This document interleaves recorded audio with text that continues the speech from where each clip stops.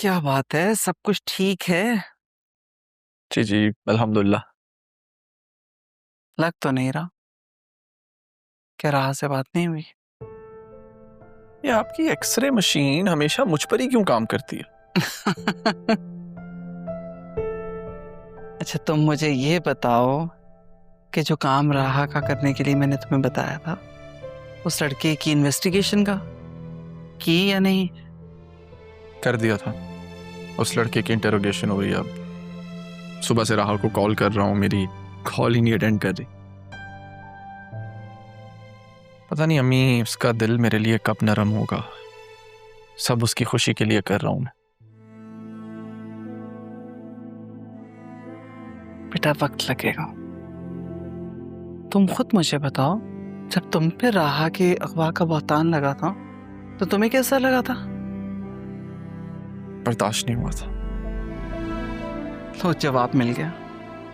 जब तुम्हें मर्द होके नहीं बर्दाश्त हुआ, वो तो एक लड़की है। उसने कैसे बर्दाश्त की होगी ये सारी जिल्लत? इतने लोगों के सामने बदनामी, इतनी बातें।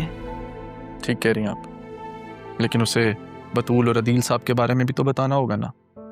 कल तक ठीक थी वो, लेकिन जब मैं बतूल को मारिया से मिलवाने लेकर गया, वहाँ राहा ने हमें देख लिया और लड़ना शुरू हो गई। एक बात नहीं सुन रही थी मेरी, मुझे समझ नहीं आ रही थी।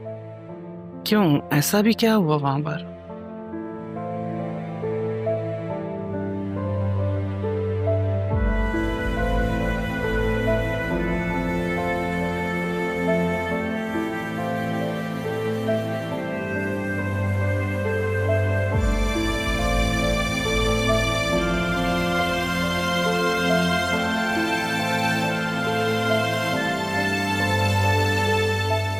बेटा, तुम एक काम करो, तुम कबीर साहब की तरफ जाओ और वहां जाकर राहा से बात करो।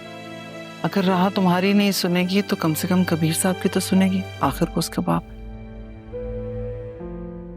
अगर वहां भी नहीं बात बनती तो अदील साहब से तो मिलवाना ही है ना।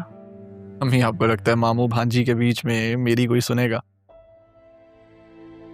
अरमान, अगर पहले से ही इतना नेगेटिव सोच लोगे बेटा तो गाड़ी आगे कैसे बढ़ेगी? कोशिश तो करनी है ना। मेरी माँ के पास मेरी हर परेशानी का जवाब होता है।